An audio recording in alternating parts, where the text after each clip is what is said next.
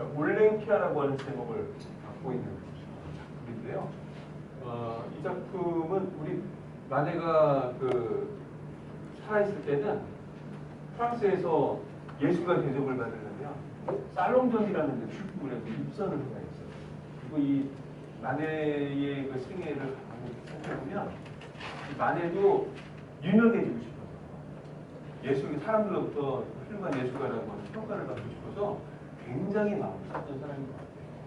그냥 꾸준히 출품을 했어요. 꾸준히. 근데 사실은 입선은 별로 못하고 번번이 낙선만 했는데도 불구하고 지치지 않고 꾸준히 이렇게 작품을 출품한 걸 보고 낙선할 때만 그렇게 속상해요. 그리고 마음이 아파서 속상해서 시리에 빠지기도 하고 막 그런 걸 보면 이 마네가 화가로서 유명해지고자 하는 그런 열망을 강하게 품고 있었던 사람이라는 할 수가 있는데, 근데 그럼에도 불구하고 희한한 건 사람들의 눈치를 보면서 작업하지는 않아요. 그러니까 살롱을 그러니까 이 마네 같은 예술가가 번번이 이제 낙선을 시켰던 사적이 있는데, 당시 프랑스 그 화단을 신고전주의를 좋아하는 그런 평론가들이 장악을 하고 있었어요. 여기 신고전주의 예술 같은 걸 보면 얼마나 정교하게 잘 그립니까? 그죠? 굉장히 정말 이런 그림은 보통 사람은 뭐 죽어도 못 그리겠다 싶을 정도로, 그죠? 정말 천재적인 재능을 타고난 사람이 열심히, 그죠? 그림 그리는 테크닉을 연마해야지 그릴 수 있겠다는 느낌이 들 정도로 정말 정교한 그림들이잖아요, 그죠? 근데 마네의 그림을 보니까 전혀 별로 정교한 느낌이 없어요. 그죠? 이런 마네의 이런 그림, 사실은 테크닉만 놓고 이렇게 보면 아마 좀 그림에 좀 재능이 있는 사람이면 뭐 이런 그림 정도 그릴 수도 있을 것 같은 그런 느낌을 주는 그런 그림이에요. 근데 그러니까 재밌는 건 마네가 별거 재능이 없는 사람이 아니었음에도 불구하고 그리고 낙선할 때마다 굉장히 뭐 시기에 빠지고 속상했음에도 불구하고 당시 프랑스 화단을 장악을 하고 있었던 신고전주의 평론가들의 눈치를 전혀 보지 않아요. 그들의 마음에 들 만한 작품을 그리려는 것도 별로 하지 않아요. 오히려 이제 기억을 해주세요. 자, 이 마네의 그림, 요 그림인데 요거 그림은 입선을 하기는 했어요. 이 입선을 하기는 했고, 요거 전에 풀바디의 점심이라고 하는 유명한 그림 조금 제가 보여드릴 텐데, 풀바디의 점심이라고 하는 그림은 낙선을 했는데, 마네의 그 그림을 비롯해 그때 당시 이제 인상주의 예술가들이 굉장히 많이 낙선을 하고, 오늘날 인상주의 예술가를 통하는 사람들의 작품들이 다 낙선을 하고, 그 외에도 여러 화가들의 작품이 너무 그에 따라 낙선을 해가지고 예술가들이 낙선을 하는 그 예술가들이 집단적으로 항의를 하기도 하고 그랬대요. 이제 그때 프랑스의 최고 권력자였던 나폴레옹 3세가 하도 시끄러우니까 낙선한 사람들을 위해서 다른 낙선 전시회라고 열어줬는데, 이 풀바디의 전시는 이제 거기에 이제 전시가 되었고, 그리고 평론가들로부터 혹평을 받았지만 같이 낙선을 했던 많은 후에 이제 인상주의 운동을 전개 나갔던 그런 예술가들로부터는 굉장히 좋은 평가를 받았던 그런 작품이죠. 그런데 어쨌거나 이 작품은 낙선은 안 했는데, 입선은 했는데, 그럼에도 불구하고 많은 평론가들로부터, 미술 애호가들로부터 엄청난 비난과 호평을 받았던 그런 작품입니다. 막 찢으려고 했대요. 풀바디의 제일 점심도 우리 이름도 그렇고 막 찢으려고 했대요. 우산 같은 거. 그래서 이제 우산을 뻗어도 닿지 않는 만큼 높은 곳에다 사람들이 하도 싫어하니까. 근데 이제 싫어하는 이유가 뭐냐면, 어떤 사람들은 이 그림이 예를 들어서 별거 좀 없잖아요. 뭐 너무 야하고 선정적이어서 뭐 사람들이 싫어했다는 식으로 얘기를 하는데, 아직 포르노그라피 같은 느낌이 들었어. 근데 이게 야해요? 야하지 않아 사실은. 그렇죠? 야한 여자 아니야 솔직히 말해서. 제가 눈이 잘못된 건지 모르겠는데 야한 여자네. 사실은 여자를 야하게 그리지 않았어. 이 그림에 영향을 준 티치아노의 그림이 있는데 그 그림이 야해요. 자, 이 그림 무르비너의 비너스라고 하는 제목으로 통하는 그림인데, 이 그림이 굉장히 근데 이 그림은 대다수 예술평론가들이나 미술가들이 혹평하지 않아요. 이해가 안 돼요. 그죠? 이 그림을 혹평한 사람이 있긴 있어요. 마크 트웨인이라고 하는 소설가가 있죠. 그죠? 마크 트웨인이라고 하는 소설가가 이 그림을 보면서 뭔가 쪽에 기억나는 그림 처음 봤다는 거. 너무나 음란한 거, 짜증나는 그림들 혹평을 해야 돼요. 이 그림을 보면서. 근데 다시는 어쩌면 그 마크 트웨인이 이 그림을 제대로 보고 싶어요. 이 그림을 보면서 어떤 사람들은 예를 들어서 뭐 우아한 고전적인 뭐 아름다움이 우르빈의 피너스니까 그죠? 그 고대 그리스 신화를 연상하기도 하고 그죠? 그다음에 보면 그림을 굉장히 정교하게 잘 그렸잖아요, 그죠? 그런 어떤 그 정교한 어떤 그런 작품성에서 작품성 뭐 이런 걸 가지고 이 그림이 가지고 있는 기본적인 선정성을 덮어버리는 거죠. 능가하지 않죠. 사실 그림 자체는 굉장히 선정적이고 야해. 그럼에도 불구하고 무언가 이 그림의 제목에 풍기는 신화적인 그런 느낌들, 그죠?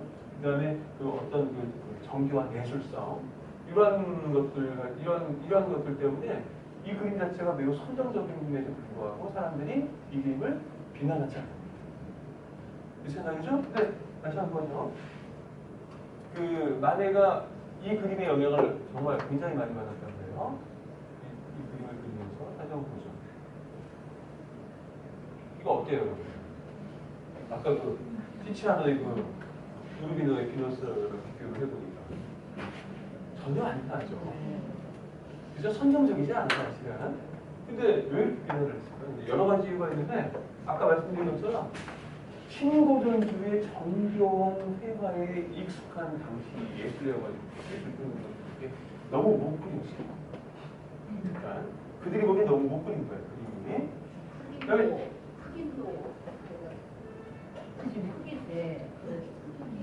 여기 흑인 때문에 근데 그거는 이제 나중에 그 흑인 그 해방운동이라든가 인권이라든가 그런 관점에서 이 그림을 비판하는 사람이 생겨났습니다. 흑인이 왜 그 백인 여성이 시종을 드는 역할을 그래서 이제 그런 식으로 비판하는 사람이 생겨났는데 당시 그 비판했던 사람들의 그 기본적인 관점은 그런 건 아니었던 것 같아요. 근데 여기 보면 다시 한번요.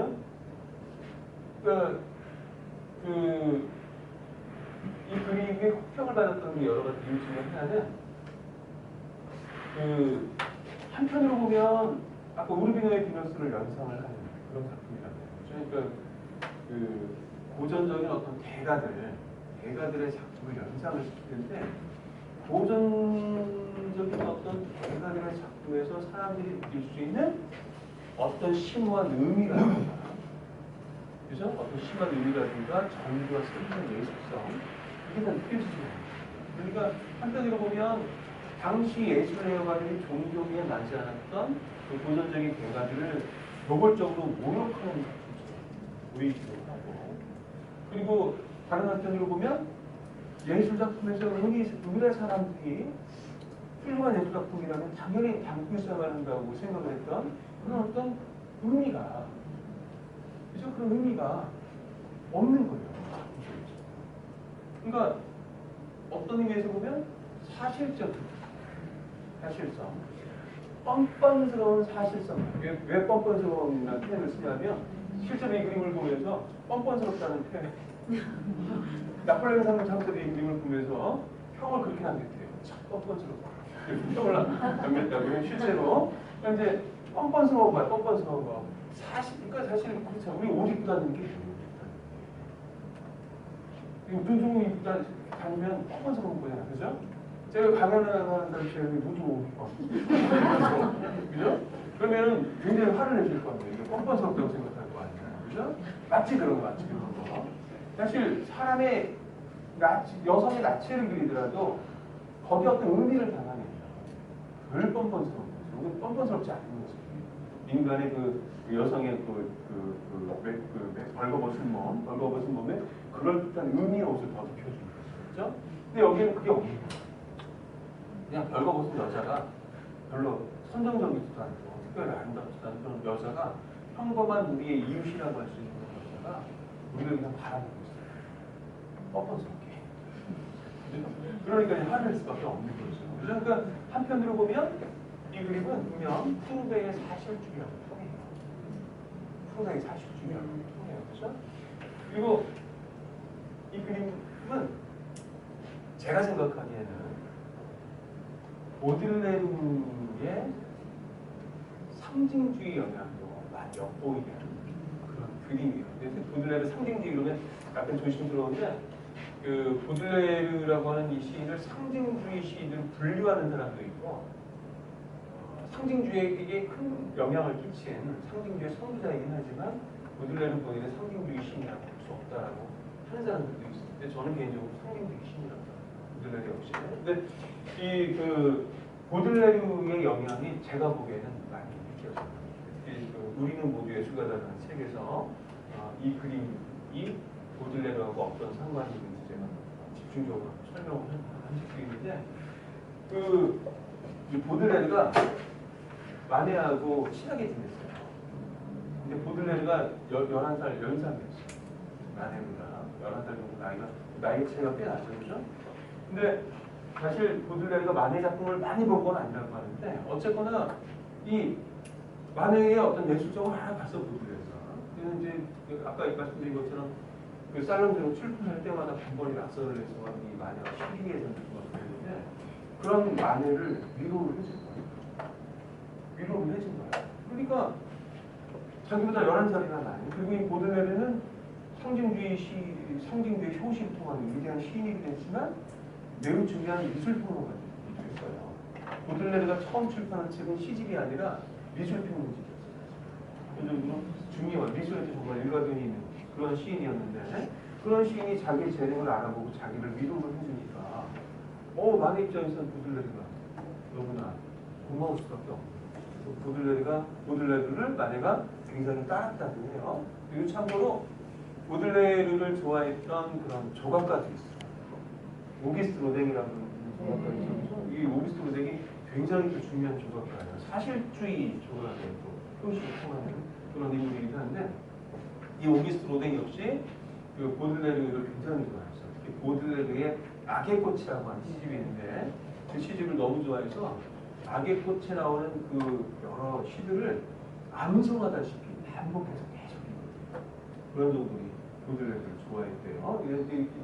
이 보들레르가 예술가들에게 참 직관적으로 많은 영향을 미쳤는데 근데 다시 한번요. 보들레르하고 그런 인격적인 관계를 내주면서 이 마네가 알게 모르게 보들레르의 영향을 많이 받았어요. 마네의 회화는 제가 보기에는 보들레르의 시의 정신을 회화적으로 구현하는 거라고 저는 그렇게 생각해요. 특히 보들레르의 현대성이라고 하는 이념이 중요한데 이 보들레르의 현대성이냐면 이런 거예요. 지금까지 예술은 초월적인 것, 위대한 것, 영원한 것에서 아름다움을 발견하는 외를 써왔어. 이해하셨죠? 다시 한번 지금까지 예술은 영원한 것, 초월적인 것, 신적인 것, 영웅적인 것에서 아름다움을 발견하려고 애를 써왔어. 근데 지금부터 예술은 도리어 덧없는 것, 무상한 것, 진부한 것, 심지어 추한 것 아닌 진짜 아름다움을 발견하게 했어야 되고 그렇게 발견한 아름다움을 영속하고 희동을 해야 그래서 좀 다시 한번 영원한 것, 신적인 것, 영웅적인 것 이런 것에서 초월적인 것에서 아름다움을 발견하는 것이 아니라 도리어 덧없는 것, 무상한 것, 진부한 것, 심지어 추하기까지 한 그러한 삶 자체 안에서 아름다움을 발견하고 그러한 아름다움을 삶 자체의 아름다움을 영속하기 위해 애했어요. 그죠? 근데 이거 보세요. 이 올림피아가 거기 딱 맞는 메시지로 거기 딱 맞는 거예요. 그렇죠? 여기는 어떤 영웅적인 메시지, 어떤 신화적인 메시지가 없어요. 나와 똑같이 무상하고 평범한 삶을 살아가는 한 여자가 있어요. 이해하셨죠? 그죠? 신화적인 의미, 종교적인 의미가 덧입혀지지 않아요. 있는 그대로의 한 여자. 우리 평범한 보통 사람들과 하나도 다를 거 없이 그죠? 무상한 삶을 살아갈 때, 덧없는 삶을 살아갈 때 그런 삶의 모습이 여기 담겨 있다. 자, 그러니까 사실 이 그림 놀래키라고 하는 이 그림이야말로 사실 보드레리의 현대성을 그림이라고 하는 이념을 정말 적절하게 잘 구현하는 개인적으로는 그런 생각입니다. 여기서 시간 잠깐 한번 해볼까요? 자, 한번 읽어보죠. 자, 이방인은 넌 누굴 가장 사랑하지? 수수께끼 같은 사람아 말이며 내 아버지냐 내 어머니 내 형제자매 내겐 아버지도 어머니도 형제자매도 없단다. 그럼 내 친구냐? 넌 지금까지 내겐 알려준 적조차 없는 말을 쓰는구나. 내 조국이 어느 미도에 위치하고 있는지 난 알고 이너 불사의 여신이라도 된다면 난 기꺼이 미도를 사랑할 거야. 금화? 그건 내가 미워하는 거야. 마치 내가 신을 미워하듯이. 휴, 정령 기이하구나. 그럼 난 뭘 사랑하지? 난 구름을 사랑해. 흘러가는 구름, 두려움을 저 멋진 구름. 어렵지 않죠? 네. 어렵지 않아. 그러니까 시인이 사랑하는 건 뭐예요? 구름이래요, 구름. 근데 여기서의 구름은 우리의 덧없고 무쌍한 삶을 주세요. 우리의 삶 자체가 덧없는 흐름이야. 무쌍한 흐름이야. 그렇잖아요, 그죠? 근데 그것 외에는 아무것도 사랑하지 않아. 그죠? 금화도 싫어. 조국도 싫어. 아버지, 어머니, 이게 사실 이거 막심하네, 그죠?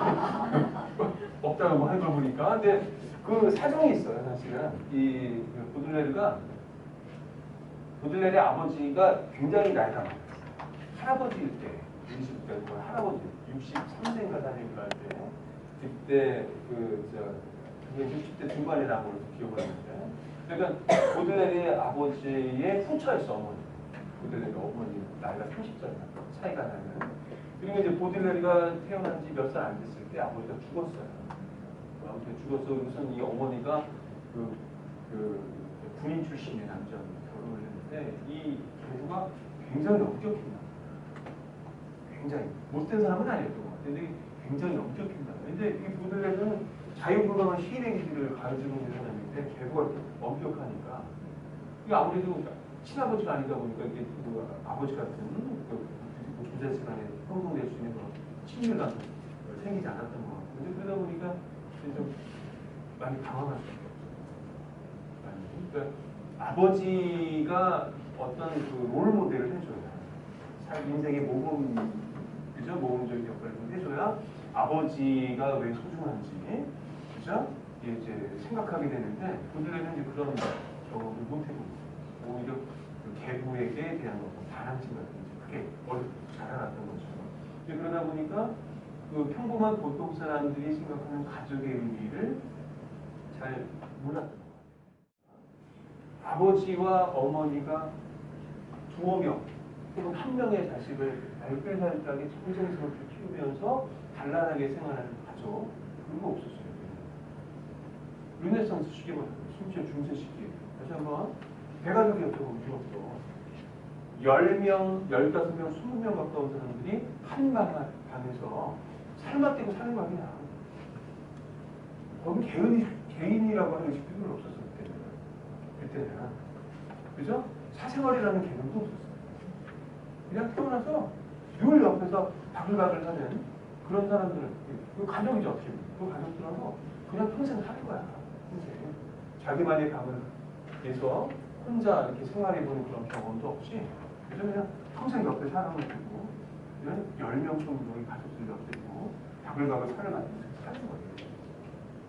우리가 알고 있는 가족 제도가 보면 근본적으로 다른 가족 갖고 있었다는 거죠. 이게 어쨌거나 다시 원래 이야기로 돌아오면 뭐 아버지, 어머니, 형제자매 이게 자연스러운 것 같지만 사실은 우리의 이 인위적인 문명세계 특정한 시대에서나 발견되는 그런 가족 제도를 바탕에 깔고 그런 가족 제도를 가지고 있는 사회가 우리 개개인에게 요구하는 이런저런 문화적인 의미들이 건립되어지는 개념이라고 볼 수가 있어요.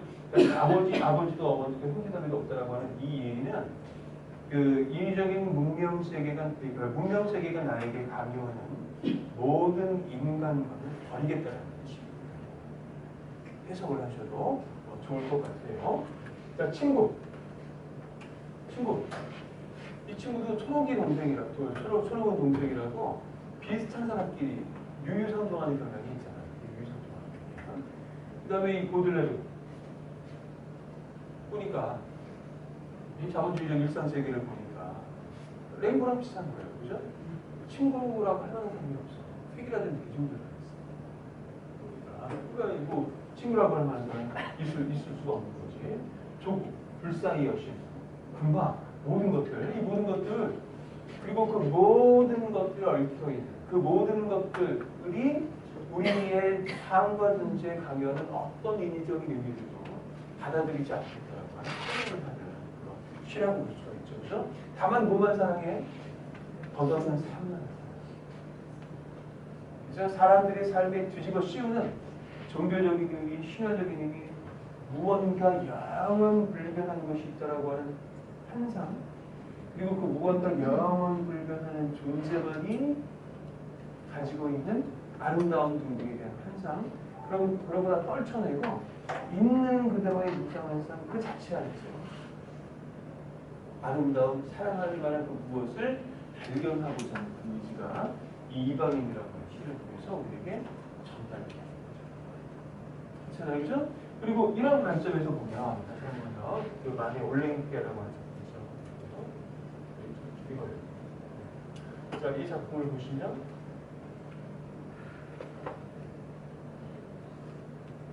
다시 한번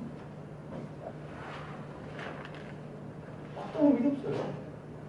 그리고 그 의미 없음이라고 해요. 그 무의미 자체가 사실은 이 만의 예술을 진정으로 획기적인 예술, 훌륭한 예술을 하는 것은 원동력이 아니다 생각을 하는 거죠.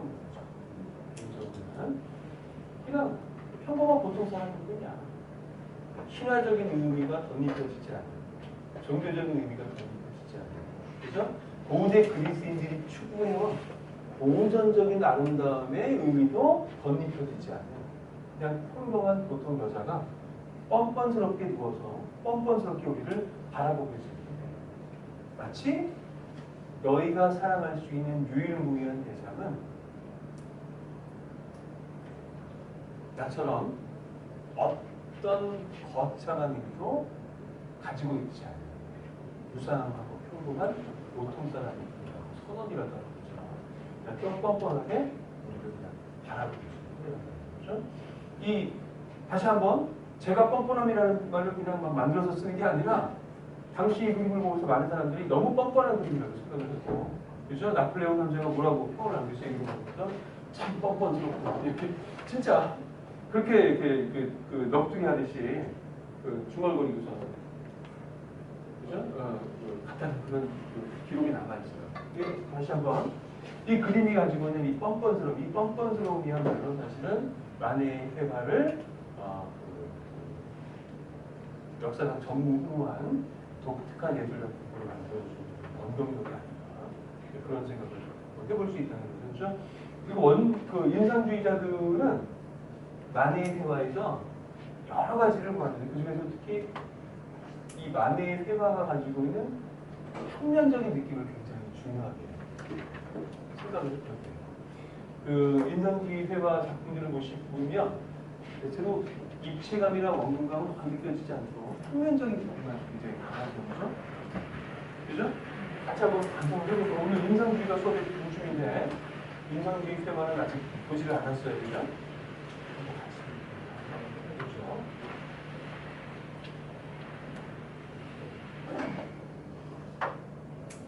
자, 쭉 몇 가지 감상을 한번 해볼게요.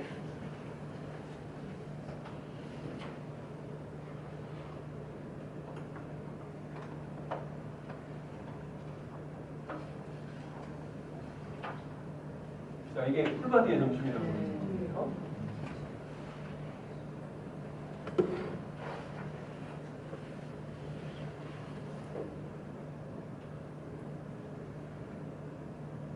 자, 요거는 이제 고갱의 작품인데, 제가 7번의 강의이기 때문에 여러분께 이해를 해드리지 못하는 중요한 미술 유파가 있어요. 상징주의가 따로 있어요. 상징주의.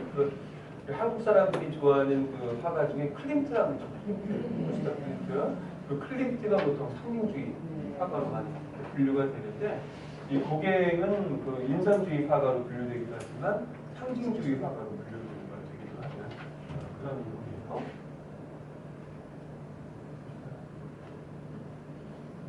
고갱이라고 합니다.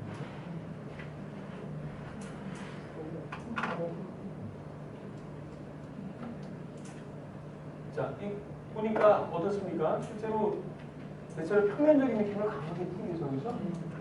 인상주의 테마들. 특히 이 작품이 사실 다른 인상주의 화가들도 마찬가지지만 이 모네도 이 작품 출품하고 나서 굉장한 호평을 받았어요. 이게 그림이라는 시를 받았어요. 이게 그 제목이 인상이에요. 인상. 제목이 해돋이 인상이에요. 그런데 이 그림을 보시면 입체감이나 원근감 같은 건 거의 뭐 없어요. 진짜. 그렇잖아, 그죠? 입체감, 원근감, 어떤 섬세한 그 어떤 사물에 대한 어떤 섬세한 묘사 그런 거 거의 없는 작품이에요. 다시 한번 신고전주의 풍의 정교하고 섬세한 그림에 익숙한 당시 평론가들이나 예술애호가들이 보기에는 너무나 이상하고 못 그리는 거예요. 예. 근데 그리고 이 그림에 대한 어떤 그 경멸적인 평으로서 인상주의라고 하는 명칭이 유래를 했다고 해요. 경멸적인 평으로부터. 근데 이 모네 같은 사실 인상주의라고 하는 말을 좁게 정의를 내리면 인상주의 화가로 통할 만한 작가는 모네밖에 없다라고 이야기를 할 수 있어요. 이 모네야말로 사실 인상주의의 정신에 가장 충실했던 그런 화가라고 볼 수가 있는데, 이 모네의 이런 그림은 모네 자신이 하는 그림이긴 한데 빛이 남기는 덧없는 유동적인 빛의 흐름이 남기는 순간순간의 인상들을 포착을 합니다. 이해하셨죠? 다시 한번 덧없는 유동적인 빛의 흐름이 남기는 순간순간의 인상들, 덧없는 한순간의 인상들을 포착을 합니다. 그 두 가지가 있는데, 하나는 뭐냐면 직접 가서 보는 거예요. 풍경을. 실제로 풍경을 보면서 빛이 야기하는 순간순간의 인상을 있는 그대로 포착해서 그리려면 직접 봐야 될 거예요. 이게 오늘날 우리 시각으로 보면 너무 당연한 것처럼 보일 수 있어요. 오늘날 우리 화가 풍경을 그리려면 풍경 있는 곳으로 가서 보면서 그린다는 거죠. 근데 그전에는 안 그랬어요. 그전에는 우리가 알고 있는 명화들, 그죠? 그러니까 19세기 전반기까지 나온 대다수 풍경화들은 풍경을 보지도 않고 그림되어 있어요. 여러 가지 이유가 있는데 너무 멀어. 그렇죠? 아름다운 풍경이 있는 곳까지 가고는 싶은데 교통수단이 이제 변변하지 않다 보니까 너무 먼 거예요. 현실적으로는 불가능해요. 그러니까 그냥 선대 예술가들이 그림 보고 그 선생님한테 풍경화 그림 기법 배웠을 거 아니에요, 그죠? 그 기법대로 보지도 않게 상상력을 발휘해서 스튜디오에서 그림을 그리는 신고전주 예술가 그렇게 풍경, 그죠? 보지도 않고. 근데 그렇게 하면 안 돼. 그렇게 하면 있는 그대로의 현실을 포착해낼 수가 없어. 빛의 흐름이 이야기하는 순간순간의 그 인상들을 있는 그대로 포착할 수가 없어요. 근데 가야 돼. 근데 이런 인상주의의 모토를 가능하게 된 건 사실은 기차예요. 기차 등등 새로운 당시로서 매우 혁신적인 그 교통수단이 만들어지면서 이전 화가들은 할 수 없었던 일을 할 수 있게 된 거죠. 그렇죠? 그 풍경이 있는, 아름다운 풍경이 있는 곳까지 어렵지 않게 직접 갈 수가 있게 됩니다. 그게 이제 큰 역할을 했고, 그 두 번째는 유동적인 빛의 흐름이 자아내는 순간순간의 인상을 포착해서 그리려면 어떻게 해야 되죠? 빨리 그려요. 빨리 그려요. 천천히 그리면 안 돼요. 그러니까 사실 그 만해의 그림도 그렇고, 게다가 이제 인상주의 화가들의 그림에서 정교한 디테일 같은 게 잘 보이지 않는 그 근본적인 부분이 있습니다. 빨리 그려야 돼요. 빨리. 그리고 아까 만해에게 보들레리가 큰 영향을 끼쳤다고 말씀드렸죠, 그죠? 그리고 이 만해가 인상주의 화가들에게 큰 형 같은 존재이기 때문에 만해를 통해서 다시 인상주의 저변에도 이그 보들레리의 영향을 직간접적으로 받았다고 볼 수가 있는데, 아마 제가 생각하기에는 정확하게 그 사실관계를 확인해 볼 근거는 없습니다. 남아있는 게 없지만, 보들레르의 미술평론, 특히 들라크로와에 관한 그런 부분이 직간접적으로 큰 영향을 끼치지 않는가 생각을 한번 해봐요. 이 보들레르가 들라크로와에 관해서 유전평을 남겼어요. 왜냐하면 믿을 수 없을 정도로 빠른 속도로 그립니다. 믿을 수 없을 정도로 빠른 속도로 그림을 그리는데, 그러면서 동시에 이전 어떤 예술가들도 할 수 없었던, 그래서 역동적인 삶의 모습을 잘 구현해요.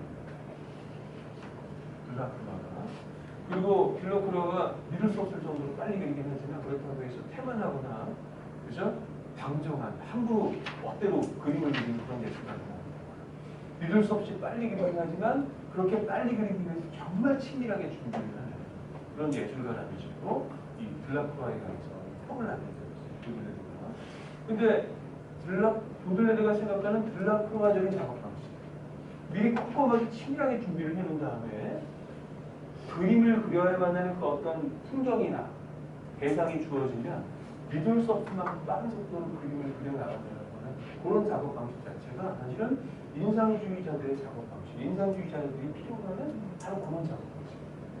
그런 점에서 보면 다시 한번 정확하게 실제로 그런지를 확인할 수 있는 근거는 제가 아는 한도에서는 남아있는 게 없는데, 그런 보들레르의 들라크로와 평이 만해를 통해서 직간접적으로 인상주의 예술가들에게 영향을 미친다 생각을 합니다.